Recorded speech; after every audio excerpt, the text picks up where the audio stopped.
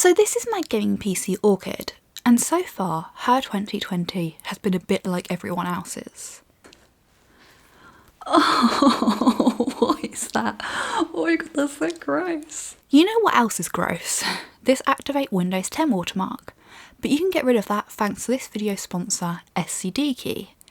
If you use the link in the description down below and you enter the discount code TPC at checkout, you'll save yourself an additional 15% off an OEM Windows 10 key. The key is delivered immediately, and then you can just search for Activate on your PC and input the code there, and the watermark is gone forever. Now back to the video. So Orchid hasn't had the best start to this year and could really do with some love and attention. The biggest part that needs upgrading is the CPU. But I really want to hold off until either 4th generation Ryzen or 10th generation Intel comes out, so that won't happen until much later in the year. But in the meantime, I'm going to overhaul pretty much everything else, starting with the case, as this is the first and only part to arrive so far. Now, I know some of you will be wondering why I'm swapping cases, and the reason is that for this incarnation of Orchid, I'm going to be trying out a complete HydroX custom water cooling and IQ lighting setup, and making videos on the entire process, which is very exciting because I've been wanting to get back into water cooling for so many years now. So this is the Corsair Obsidian 500D RGB SE, which is my current favourite Corsair case in terms of both style and compatibility. However, it doesn't have any white to it, and yet I want to keep with my black and white theme from before. So my plan, and it's a bit of a risky one, is to try and reverse the theme so that it's a black and white build instead, rather than a white and black build, if that makes sense. So my mission will be to try and get as much white into the case as possible, or this just isn't going to work. So I've been using the HydroX cooling configurator to get an idea of what's possible in this case and to plan the loop. It's a very useful tool which allows you to visualise the components. I've made a lot of decisions using this, including the radiator configuration, which will be a 360mm radiator in the front and a 240mm radiator in the roof, which should be more than enough cooling capacity to cool my CPU and GPU whilst keeping noise levels extremely low.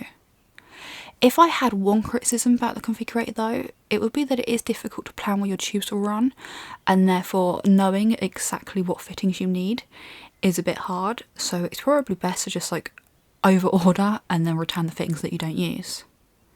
One good thing about this case is that it comes with a pre-installed IQ Commander Pro, which will be the hub for controlling both cooling and lighting in this build. Wiring up a full IQ setup can get pretty complicated pretty quickly, and it's not uncommon for people to see people post maps of how they plan to wire everything up. So if you're interested, this is how I'm going to wire mine up, and if you're not, you can just skip this bit. But yeah, so starting with the fan speed control, the IQ Commander Pro has 6 PWM fan ports, which is typical because I need 7 ports. And the build will have a total of 6 fans, but I also need a port for the pump so that IQ can manage the pump speed. So my plan here is to use a PWM Y splitter for the 2 fans on the top radiator. It's not ideal, but it's better than needing a second Commander Pro. Moving on to lighting, the Commander Pro has 2 lighting channels, which is typical because I need 3 channels. The first channel goes off to this hub and comes pre-installed in the case. This will break out into all 6 case fans. The second lighting channel will be the HydroX parts, which can be daisy chained. Now I could really do with a third channel so that I can also include case lighting. My only option here really is, if I want integration with IQ, is to get a separate Lighting Node Pro, which at least can be plugged into one of the 2 USB 2 ports on the Commander Pro. Lastly, we have 4 temperature sensor inputs. One of these will be a temperature probe within the tube res that will allow me to see the temperature of the coolant, and I may wire others around the build so that I can see case intake and exhaust temps. So it's time to start installing parts, starting with the board. This is an X470 Aorus Gaming 7 motherboard and a Ryzen 7 1700. In a previous video I used white vinyl to cover the orange accents on the top heatsink, and I'll be keeping them to fit in with this theme. Again, remember that this Mobo CPU combo is just a stopgap until I can upgrade to a next generation CPU later on in the year. I'm also going to remove the front light loop 120mm fans. These are great fans and I'll definitely make use of them in other builds, but for this build I want to go with white fans. And that's everything that I can do at the moment. Now I just have to wait by the door for parts to start arriving. In the meantime, I think I'm going to do a few upgrades to my mid-range game build so I still have something nice to game on.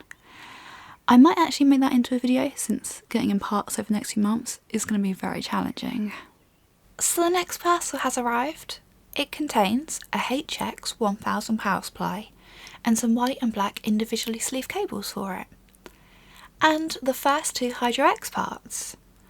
This is the XG7 RGB GPU water block for the Reference 2080 Ti, and I'm going to get this installed in a separate video dedicated to water cooling an RTX 2080 Ti, which will be really fun.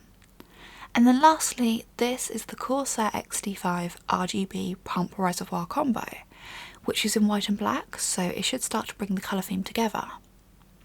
The XD5 isn't cheap, but it does come with everything you need. Firstly, the pump is a Lang/Xylem D5, which have been the top tier choice for Watercool PCs for as long as I can remember. This one is Corsair branded and can be plugged into the Commander Pro for automatic speed control.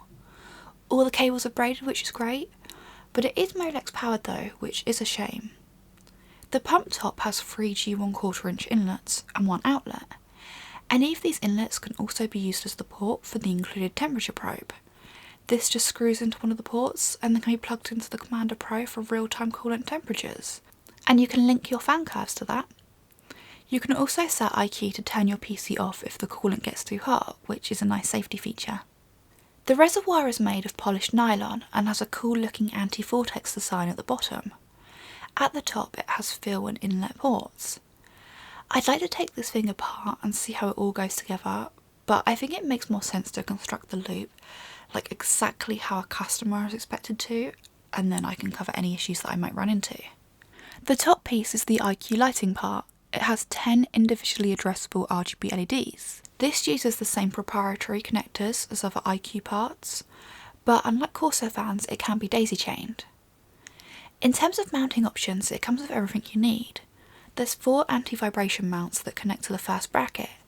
Then you have the option of either using a 120mm or a 140mm bracket to mount it to either a fan or radiator or your case.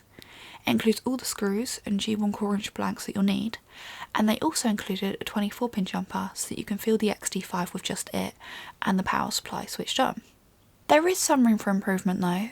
Cable management is going to be a bit of a nightmare with the cables coming from 3 different locations. Also, the temperature sensor and lighting not being braided does make it look a little mismatched to the D5 pumps cables. Lastly, I'd like to see Corsair make different sized reservoir options because this is going to look a little cute in larger builds. Not that cute is a bad thing, of course, at all.